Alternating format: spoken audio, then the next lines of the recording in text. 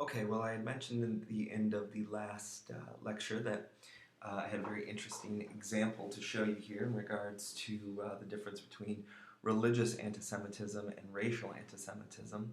By the middle of the 19th century, as racial theories started to become more and more accepted within at least the scientific community, some cultural critics, for the vast majority of people, it was still understood religious anti-Semitism was still the more common outlook.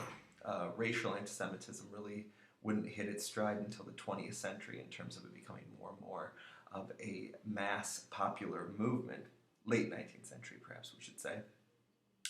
Um, and the church had a long history, of course, of anti-Semitism, the Catholic Church specifically, but Christian churches in general, Protestant churches. The Catholic Church, though, had often and always seen as the Jewish community as a group who should be at the very least um, may, as much as possible, influence to Christianity brought into the fold. And they had some interesting rules in regards to this. A story from the 1850s that really can give us a sense of uh, what religious anti-Semitism was like is the story of Edgardo Mortara. Now, this story is I'm looking up on Wikipedia here. It's been written about. It actually looks like there's going to be a film that's made about it, which makes complete sense. Um, Mortara, here on the right, was actually born into a Jewish family.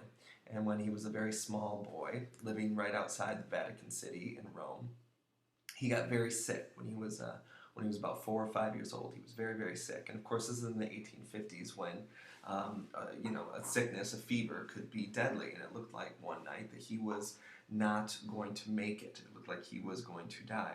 And as I had mentioned, he was Jewish. His mom was Jewish. His dad was Jewish. But his family had a young Italian Catholic girl as a maid or helper. She was quite uneducated, but she was extremely pious, and as a good Catholic, she was worried that if the little boy died, if little Edgardo died, without being saved and brought into the fold of the Catholic Church and knowing Christ, that he would go to hell. And so what she did was this night, while he was very, very sick, and it looked like he wasn't going to make it, the parents had left the room and left her alone in the room with him. And secretively, she baptized him. She basically brought him into the Christian community by baptizing him. Well, lo and behold, a couple days later, the fever ended up breaking, and the little boy started to get healthier and healthier. The thing is that this girl, of course, shouldn't have the ability, according to the church, to baptize anyone except in this kind of life or death situation. The church gives just regular average people the okay to baptize if it's a case of life or death, if the person needs to be saved. This girl went and told some friends who the word got back eventually to Vatican City, which the Mortaras lived right outside of. And the Vatican City decided that, and this was an Italian law, that if this child had been baptized as a Catholic, he was now technically a Catholic. He, of course, had no choice in this. His parents had no idea what was happening. So one night at the Mortara home, um, in walk Vatican officials into the Mortara home and say, because this boy had been baptized, he is now belonging, for the most part, to the church. He is now a Catholic and no longer a Jew. He has been saved, and he cannot live with you anymore. He needs to be brought up correctly as a Catholic. And so little Edgardo was taken from his family. The law was on the church's side. He was taken from his family. He was brought into the Vatican City. And interestingly enough, he actually became a Catholic priest as he got older. So when we look at this picture here, here he is in his priestly garb.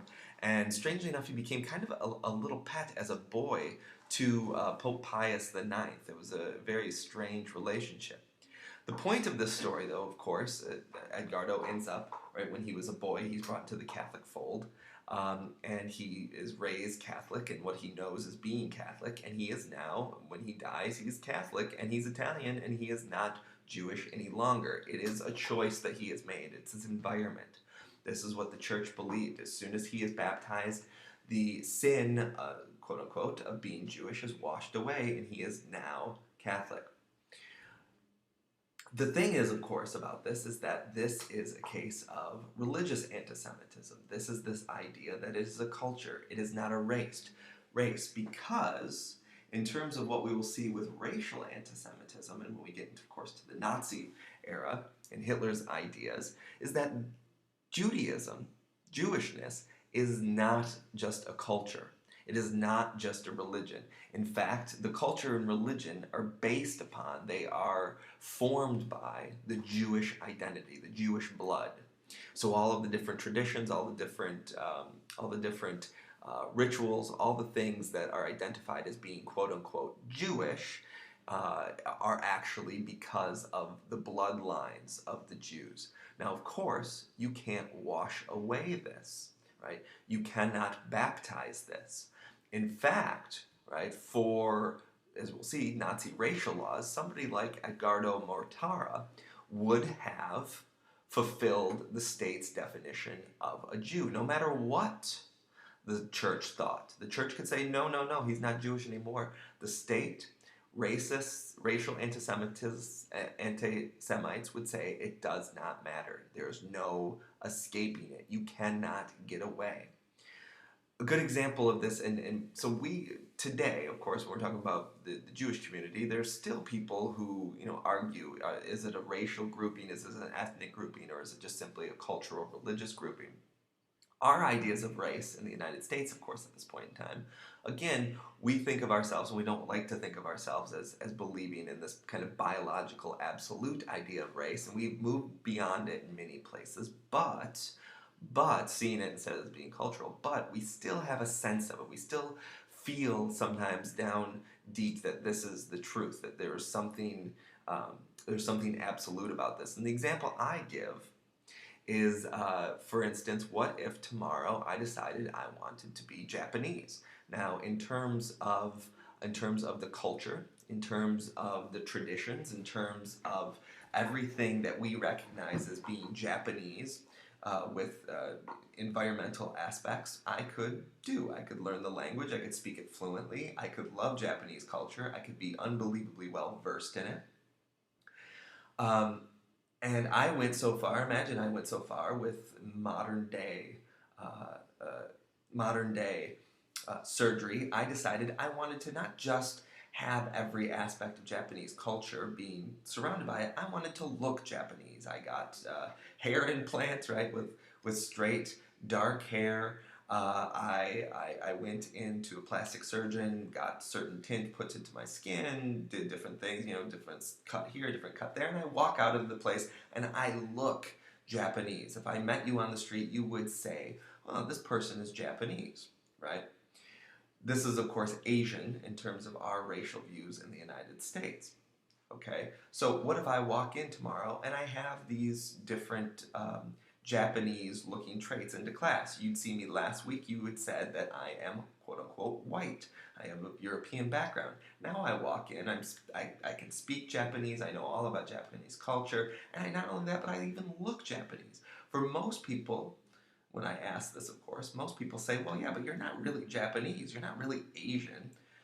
So it's not simply about our physical look. We have the sense that there is something deeper, there is something underneath that identifies the races. So even though we don't view ourselves, of course, as racist any longer, we don't want to think of ourselves as being racist. In this sense, there's still at least scraps of this idea that we have this belief that there's something deeper, there's something beyond just the skin or the physical parts of someone. So for Edgardo Mortara, right, in the 1850s when this happened to him, for the church and for many Italians, no, he is now no longer Jewish. Once we get into racial anti-Semitism, it's this idea that no matter how much he tries to look like he is not Jewish, underneath, at the level of the soul or the spirit of something absolute, there is no escaping it. And of course, as we can see, this would be much, much more dangerous as hatred is involved, right? Because once it's absolute, it can't be washed away. It can't be done away with. So once we get into the Nazi era, we'll start to look at this in more depth and how this has this huge influence on, of course, Hitler's worldview, and eventually, of course, the Nazi worldview, and then the German state's worldview, these ideas of absolute race. So we'll be looking at that, of course, as we move along throughout the quarter.